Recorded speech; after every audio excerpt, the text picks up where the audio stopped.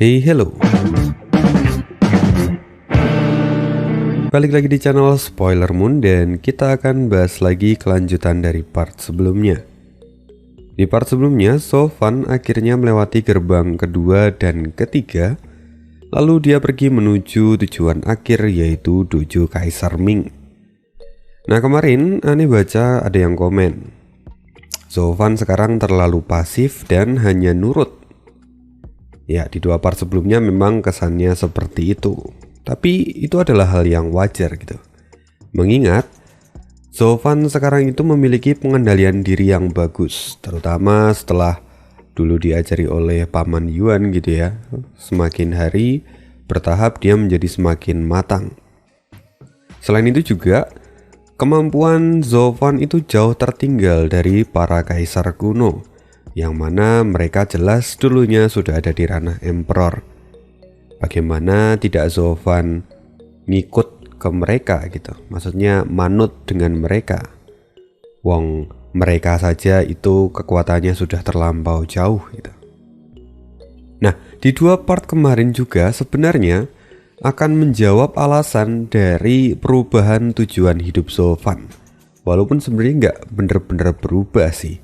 Karena yang sebenarnya terjadi adalah orang-orang tua ini sudah menyiapkan alam nether itu khusus untuk Sofan. Tempat untuk membimbing Sofan yang kemudian merubah sikap dari Su Yifan. Lalu tentunya dia dibimbing untuk menjadi yang terkuat dan tujuan akhirnya adalah mengalahkan Kaisar Surga. Ya, semua rencana itu akan menjadi semakin jelas lagi di part kali ini. So, nanti kita akan dengarkan lagi. Dan menurut gua sih lebih ke selera ya kalau soal sekarang itu.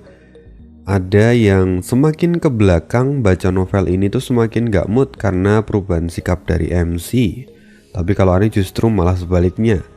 Di akhir ini banyak sekali momen keren yang wow, ini pengarangnya bada best banget lah. Pokoknya nanti kita akan kupas satu persatu dan kita akan masuk aja ke part 252. Dan part kali ini aneh ambil dari kelanjutan bab 1234 sampai 1239. Wah, bagaimana bisa kuda kayu ini bergerak dengan sangat cepat? Kata Sofan yang merasakan pipinya sampai tertarik ke belakang karena angin yang menerpa wajahnya. Dalam sekejap Sofan akhirnya sampai di puncak gunung dan rupa-rupanya di sana terdapat sebuah tanah yang lapang. Di bagian tengah wilayah itu terdapat sebuah pilar hitam berbentuk salib dan seorang wanita tergantung di sana. Mata Sofan terbelalak dan dia langsung berteriak, "King Chen!" Mendengar panggilan itu, King Chen yang sebelumnya terlihat lemah pun segera bangun dan berteriak dengan gembira. "Sofan?" King Chen seperti baru sadarkan diri dan kini dia mendapati kalau tangan dan kakinya itu terikat di pilar itu. Namun yang lebih mengejutkan lagi untuk King Chen adalah sosok pangeran berkudanya yang datang dengan kuda-kudaan yang terbuat dari kayu. Bahkan ukurannya juga adalah ukuran kuda-kudaan untuk anak kira-kira berusia 6 tahun. Jadi ketika itu dinaiki oleh Sofan benar-benar terlihat jenaka.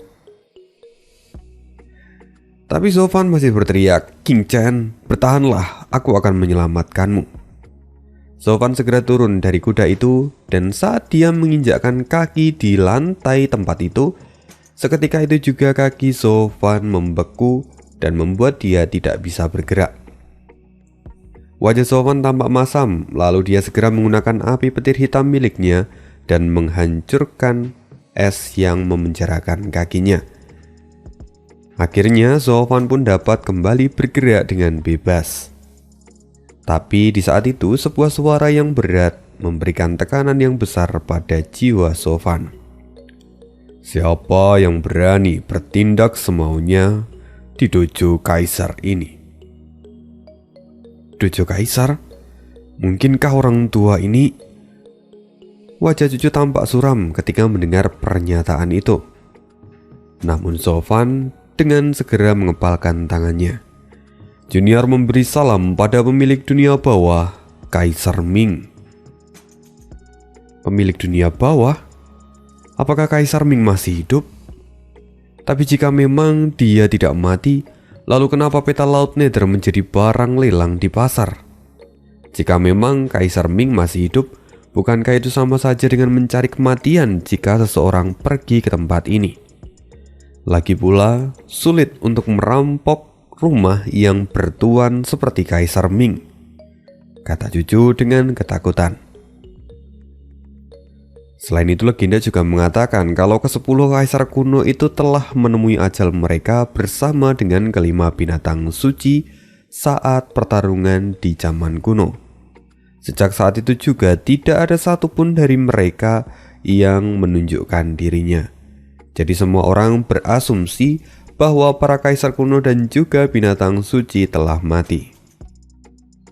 Tapi sekali lagi suara Kaisar Ming terdengar. Aku adalah Kaisar Ming, pemilik dunia bawah.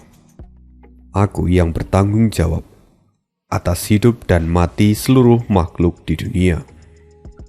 Tidak ada kematian di bawah tanganku karena aku adalah penguasa kematian.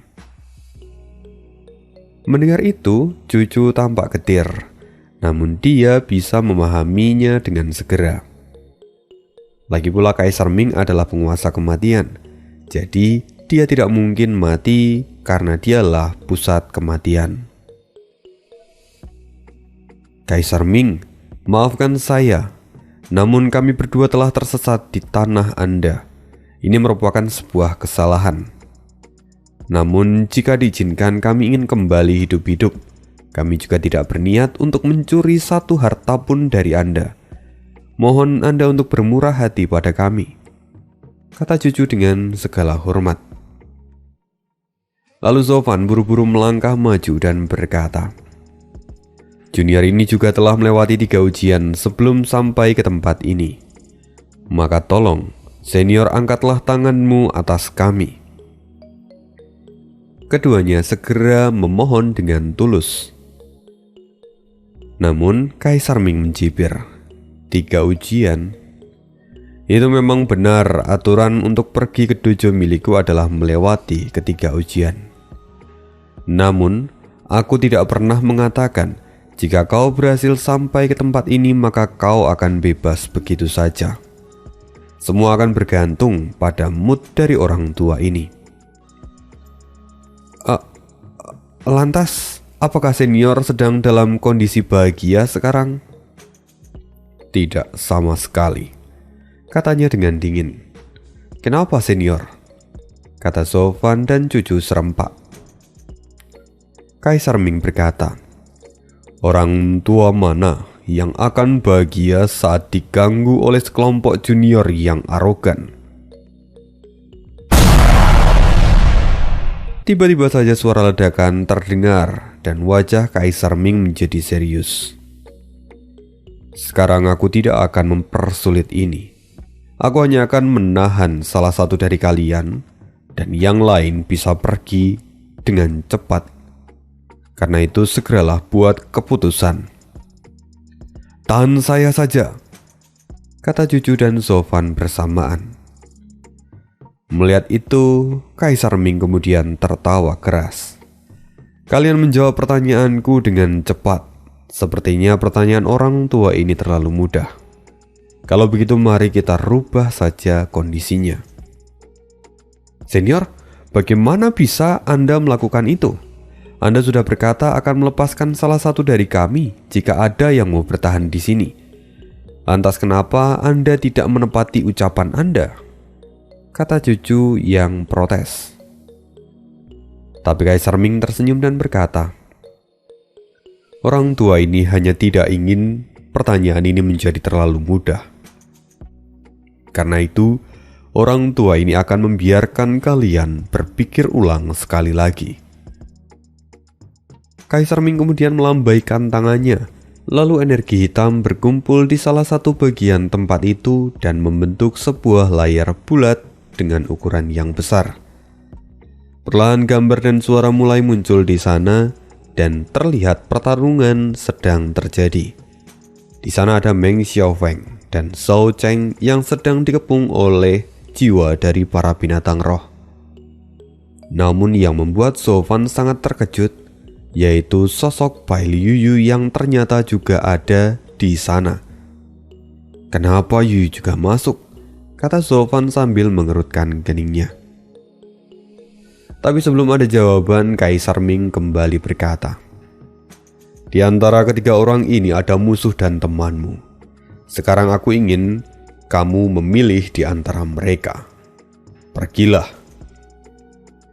kata Kaisar Ming sambil melambaikan tangannya. Segera So Fan dan Cucu menghilang dari puncak gunung itu dan dalam sekejap mereka jatuh di dekat Meng Xiaofeng dan yang lain. "King Chen, akhirnya aku menemukanmu," teriak Meng Xiaofeng. Zhao Cheng pun berseru, "Oh pelayan kesayanganku, kemana saja kamu pergi? Aku benar-benar tidak bisa menemukanmu. Apa kau baik-baik saja?" So Fan segera membungkukkan badan dan memberi hormat pada Zhao Cheng. Namun sebelum dia menjelaskan, sosok bayangan hitam segera menghampiri So Fan dan berkata dengan khawatir, "So Fan, apa kamu baik-baik saja?" Sosok itu tidak lain adalah Bai Liuyu. Dan saat So Fan melihat dia kemudian berkata, "Yuyu, bagaimana kamu bisa sampai ke tempat ini? Apa kamu juga melewati ketiga gerbang itu?" "Hah? Ketiga gerbang apa?" "Begitu aku masuk, kami semua dikejar oleh jiwa binatang roh ini dan tidak bisa menemukan siapapun sampai kami tiba di tempat ini. Apa yang kamu bicarakan?" kata Bai Liuyu. Mendengar itu So Fan menyadari sesuatu, lalu kemudian menggelengkan kepalanya dan terlihat serius. "Baiklah, lupakan masalah itu." Bagaimanapun So Fan mulai menyadari akan sesuatu, karena peta laut Nether bisa tersebar di alam kudus dan harusnya hanya bisa dipecahkan menggunakan senjata suci yang diberikan oleh Kaisar Yundi. Padahal senjata itu hanya diberikan pada So Fan saja. Maka siapapun yang memiliki peta laut Nether itu benar-benar tidak akan berguna. Mereka tidak akan pernah bisa membukanya sampai mati. At least itu artinya semua ujian ini memang didesain khusus untuk So Fan. "King Chen," teriak Meng Xiaofeng, yang mana itu membuat lamunan So Fan pecah. Kembali So Fan melihat ke arah King Chen, yang mana dia masih terikat pada pilar salib yang sama. Meng Xiaofeng kini segera berlari ke arah King Chen dan mencoba membebaskannya. Namun di saat itu tiba-tiba muncul bayangan hitam besar yang menghentikan Meng Xiaofeng. Sosok itu sangatlah besar dan tingginya hingga ratusan kaki. Lalu raungan panjang terdengar dan sosok itu tidak lain adalah jiwa dari binatang roh tingkat tinggi. Yang mana jiwa itu langsung mengayunkan ekornya dan menghantam Meng Xiaofeng. Meng Xiaofeng melihat ini dan menggertakkan giginya. "Minggir, dasar pengganggu!" Segera wujud jiwa Meng Xiaofeng muncul dan mendominasi. Dengan satu hempasan sosok hitam itu langsung hancur bersama dengan para jiwa binatang iblis lainnya. Meng Xiaofeng menyeringai dan dia memang bertujuan untuk unjuk kekuatan di depan King Chen supaya dia terpesona. Tiba-tiba saja wujud jiwa Meng Xiaofeng yang sebelumnya sangat menyombongkan diri tumbang dan Meng Xiaofeng kembali ke jiwanya yang semula. Terlihat dia sangat pucat dan terpukul. "Siapa? Bagaimana bisa di tempat ini ada orang di puncak Ranah Sain?" Tapi kemudian kembali sosok tinggi besar muncul di sana dan sosok itu menatap Meng Xiaofeng dan berkata dengan jijik, "Bayi kecil, kau bahkan belum melihat dunia. Pada masa perang kuno, semua master di puncak Ranah Sain hanyalah bualan. Sedangkan kau yang berada di tahap kedua berani sesumbar di tempat ini. Kau datang ke tempat yang salah. Sosok ini tidak lain adalah utusan dari Kaisar Ming. Tuan Sain, apa yang harus kita lakukan sekarang? Tampak Zhao Zheng panik dan ketakutan. Tapi Meng Xiaofeng pun tidak tahu apa yang harus mereka lakukan. Bahkan sebagai tuan muda dari Gunung Suci ke-6, dia tidak akan berdaya di tempat ini. Namun di saat itu, tiba-tiba kilatan guntur jatuh dari langit dan sebuah kotak muncul di depan semua orang. Lalu suara dari sang utusan pun terdengar di sana. Itu adalah undian hidup dan mati. Kalian hanya bisa mengambil satu undian untuk masing-masing orang. Mendengar itu semua orang tampak terkejut. Karena jika itu adalah undian, maka mereka juga memiliki peluang untuk mendapatkan kehidupan atau kematian. Namun sosok yang ada di hadapan mereka bukanlah eksistensi yang bisa mereka tentang. Artinya mereka harus menurut. Di tengah kegalauan semua orang, Zhao Fan maju tanpa ragu.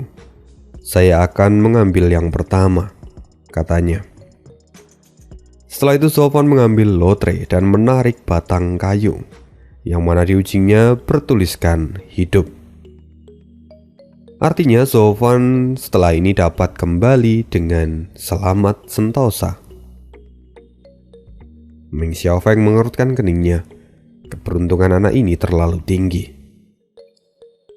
Selanjutnya saya, kata Bai Liyuyu yang kemudian maju dan mengambil lotre. Dan di ujung batang kayu itu terdapat tinta hitam yang bertuliskan mati. Wajah Bai Liyuyu tampak gelap. Dia sepertinya tidak beruntung. Semua orang masih terdiam saat itu. Lalu utusan Kaisar Ming memecahkan lamunan mereka. Apa kalian tidak ingin mengambil undian? Jika kalian memang tidak mau mengambilnya, maka akan kuanggap abstain dan kalian akan menjadi penghuni tempat ini. Mendengar itu Meng Xiaofeng menatap Zhao Zheng dan kemudian membentak, "Cepat ambil!" Zhao Zheng terkejut dan buru-buru maju mengambil lotre itu. Lalu, alangkah bahagianya mereka saat melihat bahwa karakter di ujung kayu itu adalah hidup. Zhao Zheng tampak sangat kegirangan. Namun segera setelah itu, Meng Xiaofeng melihat sesuatu. Tunggu, lantas bagaimana dengan Qing Chen? Dia diikat karena sebuah pelanggaran. Jadi dia tidak akan bisa mengambil undian itu sendiri. Salah satu dari kalian akan mengambilkan undi untuknya.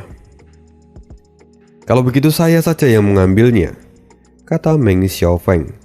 Lalu saat undi itu ditarik, ternyata di ujung tulisannya adalah mati.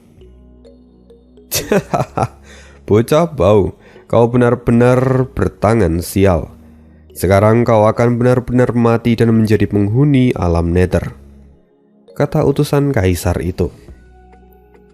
Namun, sebelum selesai Meng Xiaofeng melambaikan tangannya dan berkata, "Tunggu, apa yang mau kau katakan lagi?" "Senior, saya tadi mengambil undian untuknya, bukan untukku sendiri. Dia adalah tunanganku, jadi aku bisa mengambilkan undi untuknya," kata Meng Xiaofeng sambil menunjuk cucu. "Omong kosong, siapa tunanganmu?" Cucu segera menyangkalnya. Tapi Meng Xiaofeng segera menjawab, "Tuanmu adalah tangan dari Gunung Suci ke-6ku. Sejak kamu lahir, kamu adalah tunanganku. Jadi semua yang terjadi padamu akan berdasarkan pada kehendakku. Jika kamu tidak percaya, setelah kamu kembali, kamu bisa bertanya pada tuanmu." "Tidak mungkin, itu tidak mungkin," kata cucu dengan penuh ketidakpercayaan. Namun utusan Kaisar Ming berkata, "Apa yang dia katakan itu benar. Setelah jiwa masuk ke alam nether, mereka tidak lagi bisa berbohong, karena akan muncul fluktuasi yang berbeda saat seseorang berbohong. Namun, sekarang tubuhnya tidak menunjukkan kalau dia sedang berbohong. Mendengar itu, Cucu semakin frustasi dan dia menundukkan kepalanya. Sedangkan Zovan yang melihat ini, dia justru memahami sesuatu, bahwa sepertinya Emperor Realm Avenue yang telah dibawa oleh King Chen itu ditemukan oleh Gunung Suci ke-6.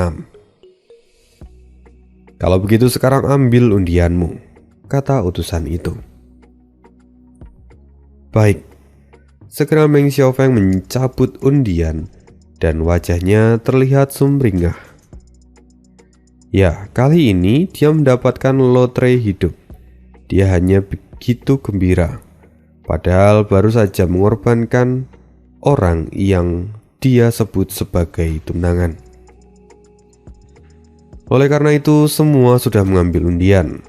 Maka dua wanita ini akan tetap tinggal bersamaku di sini. Kalian bertiga dapat kembali. Atau, jika ada yang ingin menukar undiannya, maka diperbolehkan. Memangnya siapa yang mau menukar hidup dan mati? Itu pertanyaan yang tidak masuk akal, kata Zhao Cheng sambil tertawa. Tapi Meng Xiaofeng langsung menatapnya dengan tajam. Merasakan itu, Zhao Cheng terbata-bata. Tuan, apa yang Anda inginkan? Kata Zhao Cheng dengan grogi. Tidak ada. Aku hanya berharap kau akan menyerahkan undianmu pada King Chen, katanya dengan niat membunuh yang tak kunjung habis. Tuan, Anda tidak bisa merampok saya. Ini tidak adil.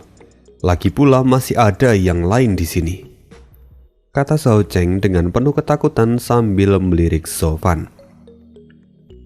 Kau benar, kata Meng Xiaofeng sambil menyeringai.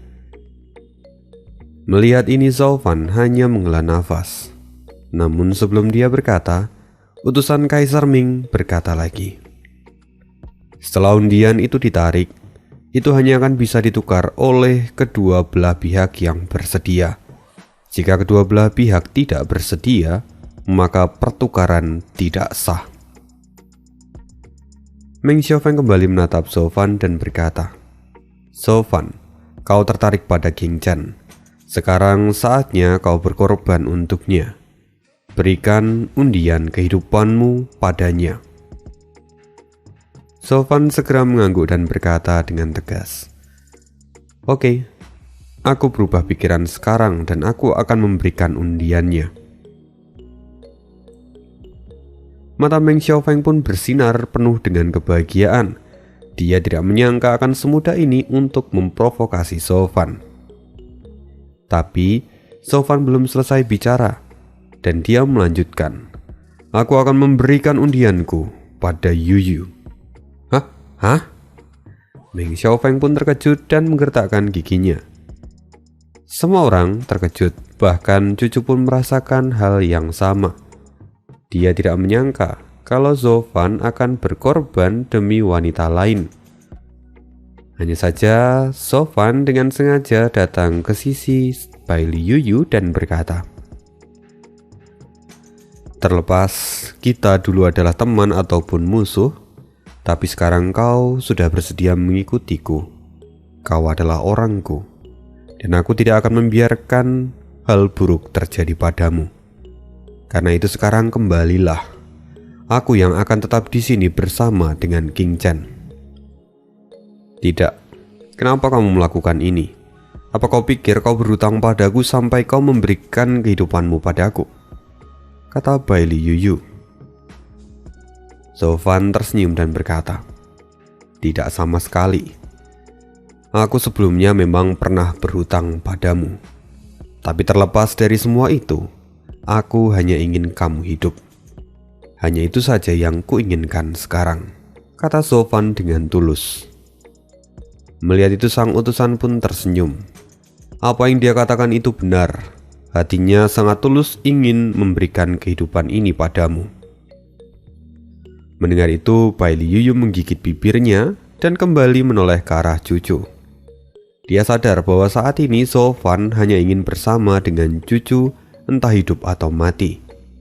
Karena itu, Baili Yuyu pun akhirnya mengambil undian itu dan berkata, "Aku mengerti maksudmu, maka aku akan mengikuti kemauanmu dan patuh tanpa syarat." Mendengar itu, utusan pun berkata, keduanya tulus menerima pertukaran ini, maka kesepakatan pun telah dibuat. Sofan tersenyum dan kemudian memeluk Baili Yuyu sebelum pergi.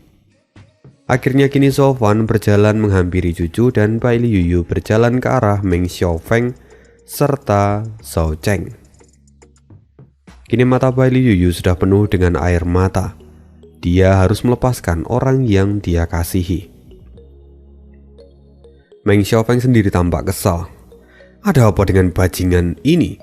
Dia bahkan lebih memilih mati bersama King Chen. Sialan. Utusan Kaisar Ming kembali membuka mulutnya. Mereka telah menarik lotre kematian akan mati hari ini. Utusan itu mengangkat tangannya dan segera telapak tangan besar muncul di langit, seolah itu adalah hukuman dari Buddha dan akhir dari hari penghakiman. Zowan menatap cucu lalu memeluknya. "Jika kamu mati bersamaku hari ini, apa kamu menyesalinya?" Perlahan cucu tersenyum. Jika hidup dan mati tidak dapat dipisahkan, maka siapa yang peduli pada hidup dan mati? Bahkan, jika aku sedikit menyesal karena belum menemukan identitasku yang sebenarnya, tapi biarlah itu berlalu. Zowan tersenyum dan kemudian menepuk kepala cucu. "Tidak perlu khawatir, aku sudah meminta orang untuk menyelidikinya. Pada akhirnya nanti kamu juga akan tahu," kata Zowan sambil tersenyum. "Ya, kamu mungkin benar, tapi kita akan mati hari ini. Jadi sudah tidak penting lagi semua itu," kata cucu yang kini terlihat tersenyum di dalam pelukan Zowan. Pada saat itu ledakan besar pun terjadi, dan di depan semua orang, kedua orang ini dieksekusi. Lalu saat ledakan itu sudah menghilang, keduanya pun sudah tidak ada di sana. Seolah-olah keduanya itu telah hancur sampai tak bersisa. Melihat ini, Zhao Cheng menghela napas panjang dan mengabaikannya. Aku sudah sampai di alam nether. Namun itu tidak ada gunanya. Aku bahkan sampai harus kehilangan tangan kanan kepercayaanku. Menyedihkan. Zhao Cheng kembali, dan di belakang sudah tersedia sebuah lubang menuju alam kudus. Zhao Cheng pun akhirnya melintasi lubang itu dan Meng Xiaofeng mengikutinya dari belakang. Baili Yuyu hendak mengikuti mereka berdua. Dia menyeka air matanya dan berjalan menuju lubang. "Tunggu," kata utusan itu. "Senior, apakah masih ada yang Anda butuhkan dari saya?" kata Yuyu. "Sesungguhnya aku sudah melihat ketulusanmu sebelumnya.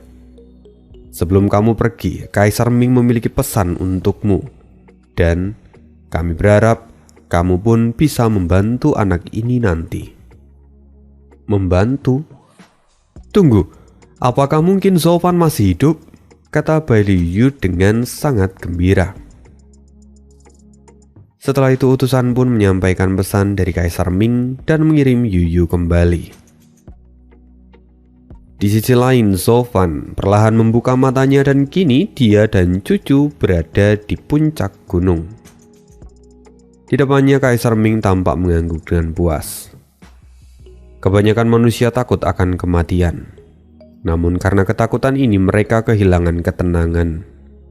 Itu membuat perkembangan kultivasi seseorang akan semakin terhambat. Namun di akhir ujian ini kamu bisa menerima kematian itu dan hatimu menjadi benar-benar tenang. Kamu sudah mencapai titik yang baru. Terima kasih senior atas pencerahannya. kata Sofan sambil membungkukkan badan. Meskipun sebenarnya saya yakin kalau senior tidak akan membunuh saya. Bukankah itu benar? Kata Sofan sambil tersenyum dan menghancurkan suasana yang menyenangkan sebelumnya. Sialan, apa kau benar-benar berpikir kalau aku tidak berani membunuhmu, anak kecil? Asal kau tahu, setiap tantangan yang kau lalui, bayang kematian selalu mengintaimu. Pada gerbang pertama misalnya, kau mungkin tidak menyadarinya. Namun jika kau gagal memahami arti dari mendominasi dan terus menggunakan kekuatanmu, kau hanya akan mati konyol. Bahkan jika sekarang kau tidak merasakannya, namun tubuh fisikmu pasti sedang terluka parah. Lalu pada ujian kedua, kau memang berhasil melaluinya. Namun jika kau kalah dari Zhou Yifan, maka kau akan kehilangan semua kesabaranmu dan kembali terlahir menjadi Zhou Yifan di masa lalu. Akhirnya kau hanya akan mati lagi dan tidak ada yang akan berubah. Dan pada gerbang terakhir, bahkan jika itu terkesan seperti sebuah permainan anak kecil, namun jiwamu benar-benar dipaksa untuk berlari sepanjang hari. Pada akhirnya itu mengkonsumsi banyak sekali energi, dan jika kau gagal memahami Dao pada waktunya, jiwamu yang kelelahan akan hancur. Kata Kaisar Ming yang menjelaskan pada Sofan tentang apa yang baru saja dia lewati dan yang tidak dia sadari. Anak kecil, jangan salah paham. Para orang tua ini sudah siap untuk membunuhmu setiap saat. Jika kau tidak berhasil memenuhi ekspektasi kami, tentu kau tidak akan ada di sini. Lagi pula kami tulus mengajari Dao padamu. Jika kau tidak memenuhi standar kami, maka wajar jika pada akhirnya kau harus membayarnya dengan nyawamu sendiri. Kata Kaisar Ming yang perlahan maju. Lalu dia menyentuhkan dua jari di dahi Sofan sehingga cahaya pelangi kemudian masuk ke dalam tubuh Sofan. Setelah itu, tiba-tiba langit di alam nether mulai bergemuruh dan tanah pun bergetar. Kaisar Ming tahu bahwa situasi ini semakin tidak kondusif. Jadi dia segera berkata, Sofan, kamu sudah mendapatkan Dao dari ketiga orang tua sebelumnya dan kali ini kau menerimanya juga dariku. Kau harus segera kembali untuk memahaminya. Lalu kelangsungan dunia nanti akan benar-benar bergantung padamu. Kelangsungan? Apakah akan ada bencana? Kata Sofan. Namun Kaisar Ming tidak menjawabnya. Dia menjentikkan jari dan berkata, kembalilah. Segera Sofan terdorong oleh angin dan menghilang dari tempat itu. Kini wajah Kaisar Ming tampak serius dan melihat ke arah langit. Kaisar surga, aku tidak menyangka kalau kau akan benar-benar masuk ke tempat ini. Kemudian sosok pria tua dengan lingkaran cahaya di pupil kanan matanya melihat ke bawah. Awalnya aku pikir tidak ada gunanya untuk masuk ke tempat ini. Namun sekarang aku bisa melihat bahwa kalian berempat rupanya membangun sebuah pemerintahan sendiri di sini. Sepertinya aku harus melenyapkan kalian semua. Melenyapkan? Kami semua di sini sudah mati dan semua orang yang ada di sini hanyalah jiwa yang tersisa. Tidak ada kematian lagi di mata kami. Karena pada dasarnya kami sudah mati. Kaisar Badi, Kaisar Yindan, Kaisar Tongdi, Kaisar Ming. Sejak awal aku juga tahu kalau kalian hanyalah jiwa penasaran. Namun kalian terus saja menghalangi jalanku. Jadi jangan salahkan aku jika menghapuskan keberadaan kalian. Hah? Bagaimana mungkin kami tidak menghentikanmu? Jalanmu sangatlah buruk. Yin dan Yang saling terikat satu sama lain, dan kebaikan serta kejahatan hidup berdampingan satu sama lain. Menjadi terlalu ekstrim hanya akan merusak keseimbangan itu, kata Kaisar Yindan. Namun Kaisar Surga mencibir. Jalan kebenaran adalah dasar keberlangsungan hidup di dunia. Namun keberadaan jalan iblis hanya mengacaukan dunia. Karena itu keberadaan kalian yang lahir dengan jalan iblis harus disingkirkan. Kami tidak berjalan di jalan iblis. Jalan kami adalah jalan kemanusiaan. Kami tidak membedakan antara yang baik dan buruk. Karena itu kami tidak sejalan denganmu. Aku tidak peduli dengan semua bualan kalian. Bahkan jika kalian menggabungkan ke-10 dao kalian dan bersaing dengan jalan surgawiku, kalian tidak akan punya kesempatan. Karena pada akhirnya yang bisa menggabungkan ke-10 dao itu adalah sang kaisar, bukan orang yang kalian harapkan itu. Aku tidak punya waktu lagi untuk bicara dengan kalian. Maka sekarang ucapkan selamat tinggal. Dan aku akan segera membersihkan dunia. Segera pupil kanan mata dari kaisar surga bersinar dengan 12 cincin yang memancarkan cahaya yang menyilaukan. Kaisar surga, pada akhirnya kau yang akan kalah karena kekeras kepalaanmu. Kami hanya akan menyaksikan semuanya dari jauh. Kata keempat orang tua itu yang kemudian dilahap oleh cahaya dari mata kanan kaisar surga. Di sisi lain, di bawah terik matahari, bayangan abu-abu melintas dan kembali ke tubuh seorang pemuda yang masih duduk bersila. Setelah beberapa saat pemuda itu membuka matanya dan langsung memuntahkan darah yang berwarna gelap. Ya, pemuda itu tidak lain adalah Sofan. Seperti yang senior katakan, aku memang tidak merasakan sakit sebelumnya. Tapi saat aku kembali rupanya tubuhku benar-benar terluka. Katanya, Steward Zuo, syukurlah kamu kembali. Ketika Meng Xiaofeng dan Zhao Cheng kembali, mereka mengatakan kalau kamu dan Qin Chen telah mati. Aku sangat khawatir. Sampai setelah mereka pergi, saudari Yuyu kembali dan mengatakan kalau kamu akan segera bangun. Syukurlah, kamu benar-benar sudah bangun sekarang, kata Suang Er dengan penuh kegembiraan di wajahnya. Mendengar itu, Sofan mengerutkan keningnya lalu melihat sekeliling. Di sana sudah tidak ada lagi orang-orang di luar keluarga Luo. Lalu Sofan bertanya, di mana Qin Chen sekarang? Apa yang terjadi padanya? Nona Qin Chen dibawa oleh orang-orang dari Sekte dan Xia. Mereka mengambil tubuh Nona Qin Chen yang sudah dikira mati. Sedangkan Kaisar Iblis, sebelum dia pergi, dia menatap tubuh Anda untuk beberapa waktu. Terlihat wajahnya sedikit kehilangan, dan akhirnya dia pun pergi, jawab Suang Er. Jadi begitu. Untuk sekarang kupikir semuanya akan baik-baik saja. Tapi bagaimana dengan Yuyu? Aku juga tidak melihatnya. Saudari Yuyu mengatakan bahwa ada yang harus dia lakukan. Aku khawatir dia tidak akan kembali untuk beberapa waktu. Tapi dia mengatakan tidak ada yang perlu dikhawatirkan. Sofan mengerutkan keningnya. Memangnya kemana dia mau pergi? Bukankah dia belum lama di alam kudus? Sofan tidak bisa menemukan jawabannya. Jadi dia pada akhirnya berkata, mari asumsikan Yuyu baik-baik saja dan punya rencana sendiri.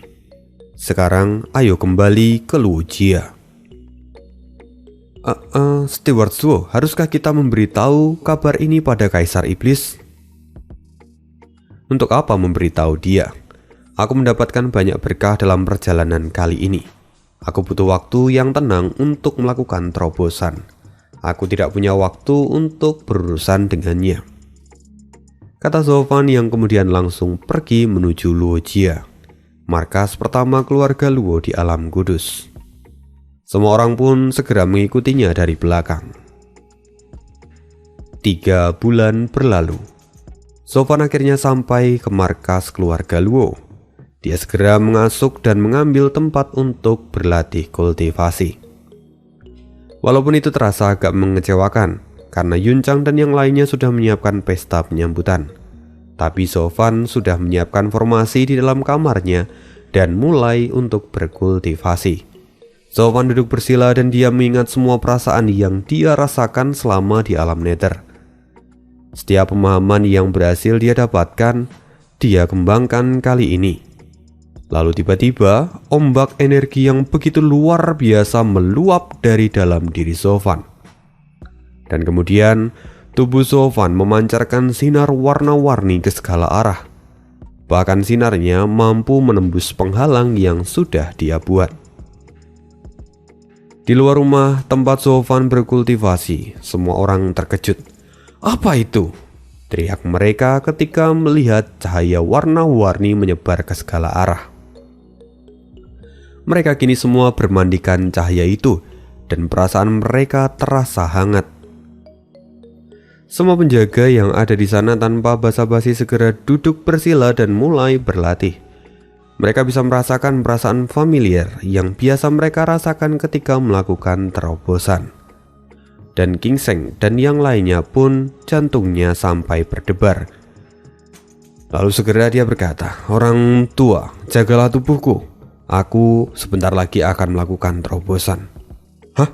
Aku juga ingin mengatakan itu," kata Jiu Jianshan.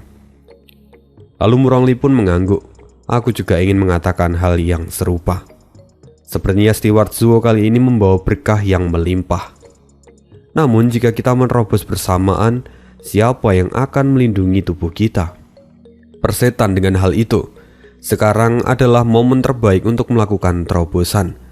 Jika kita tidak mengambil kesempatan ini, maka kita akan rugi seumur hidup, kata Ouyang Lingtian yang segera duduk dan mulai berkultivasi. Lalu segera para orang tua itu mengikutinya dan mulai berkultivasi, dan semuanya duduk tanpa perlindungan sama sekali. Seketika kota Luojia kini menjadi sangat sepi. Semua orang duduk di tanah dan mulai berkultivasi, dan satu persatu dari mereka mulai melakukan terobosan secara bergantian. Di pinggiran kota, Bailey Sedum yang sebelumnya sedang berjaga melihat kesempatan ini dan berkata, "Raja Pedang Yulei, ini adalah kesempatan kita untuk menghabisi Sofan. Selama kita masuk, maka kita bisa membalaskan dendam dari leluhur. Bagaimana menurutmu?" Bailey Yulei diam dan merasakan keraguan di dalam hatinya. Lalu Bailey Sedum menjadi marah melihat sikapnya dan berkata, "Apa-apaan ini? Bukankah Anda adalah kebanggaan Kekaisaran Bintang Pedang di masa lalu? Sebagai salah satu Raja Pedang, kita harus membalaskan dendam leluhur pada Sofan. Jika tidak, maka nama kita akan tercoreng. Jika kamu memang tidak mau pergi, maka aku sendirilah yang akan pergi." Bailey Sedum berjalan maju, dan semakin dia mendekat, hatinya semakin terasa hangat.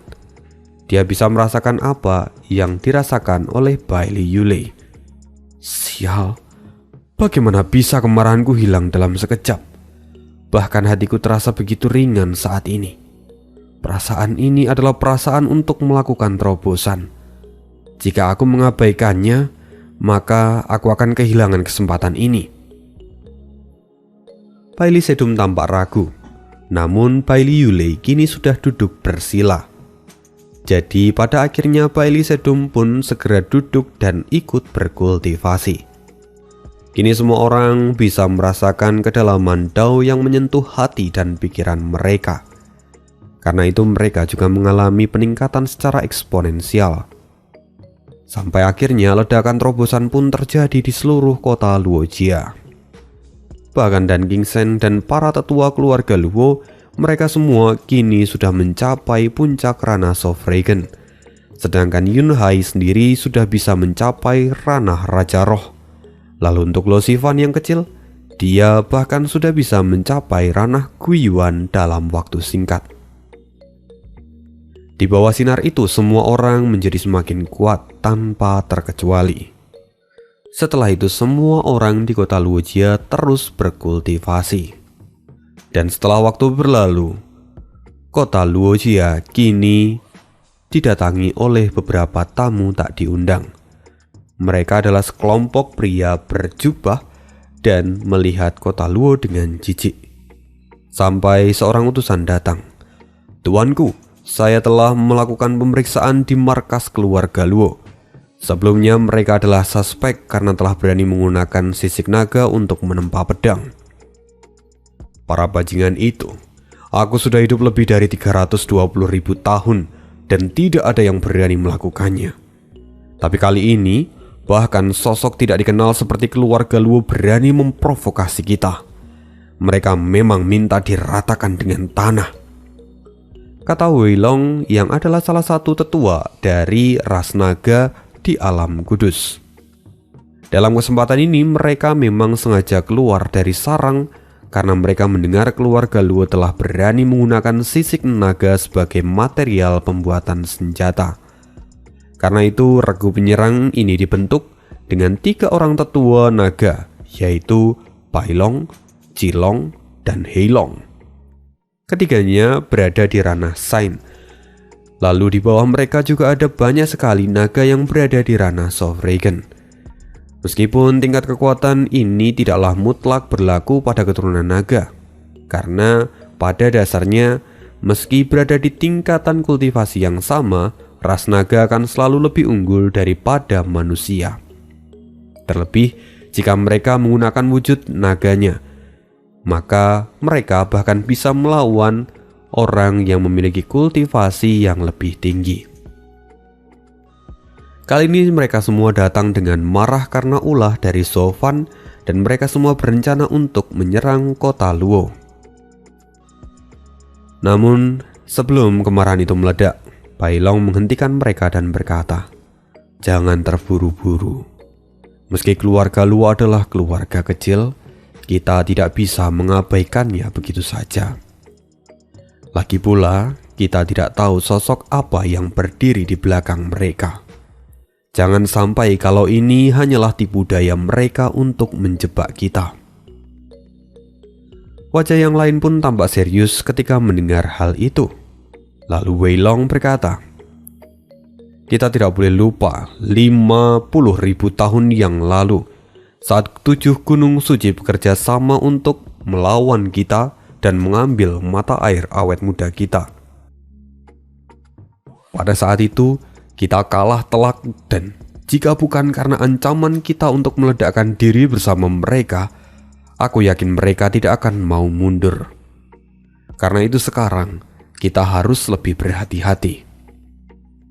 Mendengar itu, Wei Long pun mengangguk dan diikuti oleh semua orang yang ada di sana. Setelah itu seorang pemimpin regu yang terlihat belum terlalu tua maju dan berkata, "Tetua, izinkan saya untuk pergi dan melihat kemampuan dari musuh terlebih dahulu. Saya akan melakukan observasi, termasuk memverifikasi apakah ini adalah jebakan atau bukan." Pemuda ini adalah naga di generasi muda, jadi mari kita sebut saja sebagai naga muda. "Kalau begitu pergi dan berhati-hatilah, bawa regumu juga ke sana," kata Bai Long. Mendengar itu segera pemuda ini pun mengangguk dan pergi menuju pusat kota Luojia. Setelah sampai di atas kota, naga muda itu pun mengaum dan membuat seluruh kota bergetar. Namun kini seluruh kota Luojia sudah bangun. Pesta energi yang ada di sana ternyata sudah berakhir dalam beberapa menit yang lalu. Kini para ahli seperti dan King Seng semuanya tampak bersukacita karena sudah mencapai puncak ranah Sovereign. Lalu saat mendengar suara auman naga itu, semua orang pun segera menoleh dan menjadi bersemangat. Naga muda itu berkata, "Perhatian seluruh keluarga Luo, kalian telah berani menyinggung kami. Jadi jangan salahkan kami jika hari ini kami meratakan seluruh kota kalian dan mengambil semua nyawa kalian." Nada yang begitu besar. "Siapa sebenarnya orang ini?" kata Murong Li. "Tidak peduli sombong apapun mereka, ini adalah anugerah untuk kita. Baru saja kita berlatih dan menerobos puncak Sovereign. Maka ini adalah saat yang tepat untuk tes kekuatan," kata Dan King Seng dengan penuh semangat. Mendengar itu, semua orang yang ada di sana pun memiliki pemikiran yang sama dan ikut menyeringai. Tunggu, musuh tidaklah banyak. Bagaimana kita harus mengundi siapa yang akan bertarung? Tidak perlu diundi. Jelas bahwa para tetua asli dari keluarga Luo adalah yang berhak untuk melakukan tes pertama. Biarkan mereka berlatih terlebih dahulu, lalu kita akan mendapatkan giliran setelahnya. Sungguh para senior sangatlah sopan, maka saya akan menerima tawaran itu, kata Tetua Li sambil membungkukkan badan. Tapi ini adalah pertarungan yang dia inginkan, jadi dia maju dan menantang. Hei orang asing, aku yang akan menjadi lawanmu, kata Tetua Li, yang mana dia sekarang juga sudah berada di puncak ranah Sovragen. Mendengar itu, naga muda itu pun tertawa. Puncak ranah Sovragen berani menantangku? Sepertinya kalian terlalu berani. Bahkan di tingkatan yang sama, manusia bukanlah tandingan dari para naga seperti kami. Kita belum tahu kalau kita belum mencobanya. Tahanlah dengan seluruh kekuatanmu jika kau bisa, teriak Tetua Li yang segera melesat ke depan dengan tangan kosong. Melihat itu, sang naga pun juga mengepalkan tangannya, lalu keduanya berbenturan satu sama lain. Meski akhirnya Tetua Li terpental ke belakang dan tangannya pun terluka, namun di sisi lain sang naga muda itu pun terkejut karena sekarang tangannya gemetaran. Tetua Li kembali bersiap dan dia pun tertawa dengan gembira. Ya, bagaimanapun dia adalah seorang wuji, penggila pertarungan. Lalu di samping, Qiu Yanhai berseru, Tetua Li, lawanmu adalah monster. Kau tidak bisa membandingkannya dengan kekuatan fisikmu. Jadi gunakan keterampilanmu. Naga itu pun segera menyahut, apa yang dia katakan itu benar. Bagaimanapun kalian para manusia hanya bisa mengandalkan keterampilan. Jika tidak, maka kita tidak bisa bertarung dengan seimbang. Dalam segi kekuatan fisik, kami para ras naga tidak bisa dibandingkan dengan kalian. Jika kau tidak ingin mati, maka keluarkan semua kemampuan yang kau miliki. Tetua Li menghela nafas panjang lalu tersenyum. Terserah saja. Jika itu yang kau inginkan, maka akan kulakukan. Tetua Li segera membentuk segel di tangannya, lalu naga hitam keluar dari tangannya. Jangan pernah menyesali ini, teriak Tetua Li yang langsung melesat ke depan. Melihat ini, sang pemuda naga itu pun terkejut. Dia buru-buru menerima serangan Tetua Li dan seluruh ruang benar-benar bergetar dengan hebat. Namun ini masih belum cukup untuk membuat sang naga muda itu tumbang. Hanya saja serangan itu sudah cukup untuk mengejutkan sang naga muda. Bahkan tangannya pun sampai patah.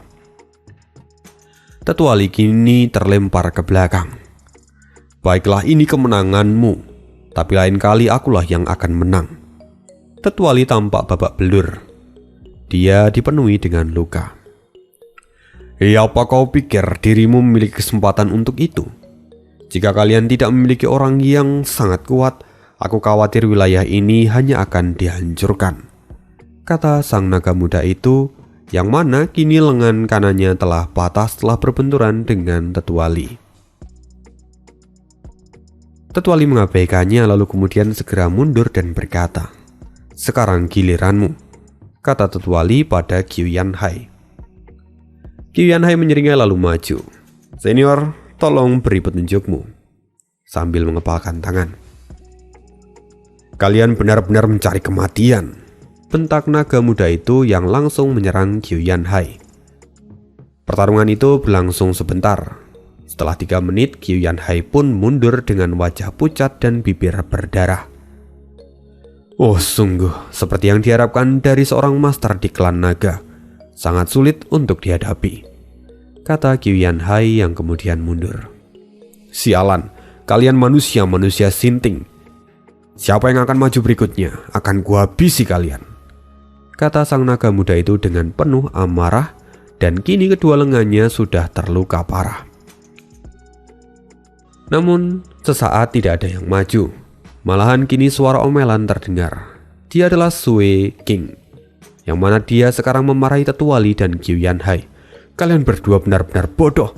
Bagaimana bisa kalian berlatih sampai seperti itu?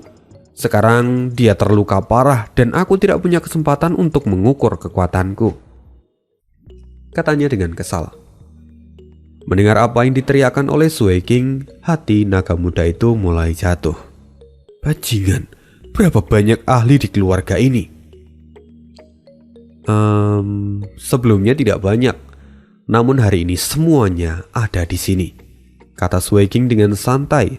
Lalu tanpa basa-basi dia terbang menyerang naga muda itu. Naga itu mengaum dengan penuh amarah. Lalu akhirnya mereka bertarung dan singkat cerita Sui King pun kalah. Meski begitu dia juga berhasil memberikan luka yang besar pada naga muda itu. Naga itu mengerutkan keningnya. Tidak peduli berapa banyak kalian datang pada kami, kalian tidak akan memiliki kesempatan.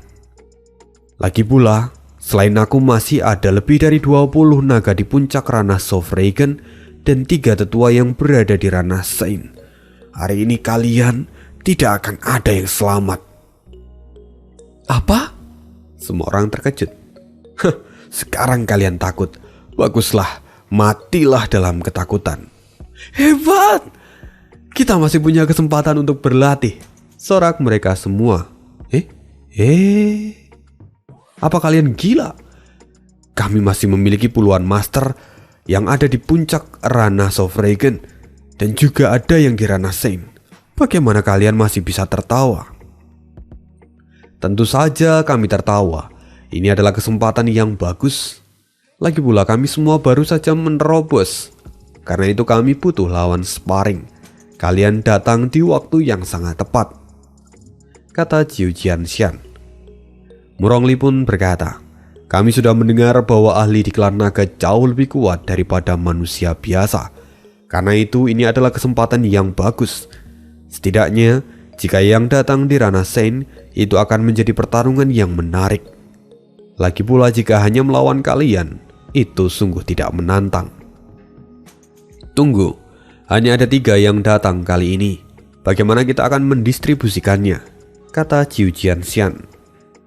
Tidak perlu pendistribusian. Kita mungkin perlu beberapa orang untuk melawan ketiganya. Jadi tidak perlu dibagi. Tinggalkan aku yang terkuat.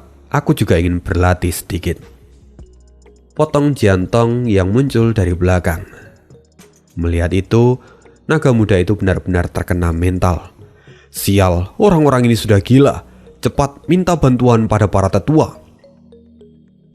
Segera seorang utusan pergi, sedangkan naga muda itu tetap berada di sana untuk berjaga-jaga jika harus bertarung. Lalu tidak lama setelahnya para tetua pun datang. Ada apa? Kenapa kalian meminta bantuan dalam waktu singkat? Kata Bai Long yang segera merasakan aura dingin di belakang punggungnya. Dia kini bisa merasakan ada tatapan haus darah dari para raja pedang yang menatapnya dari bawah. Berikutnya adalah pertarungan antara keluarga Luo dan klan naga. Apa yang akan muncul? Apa yang akan terjadi? See you again di next video. Bye.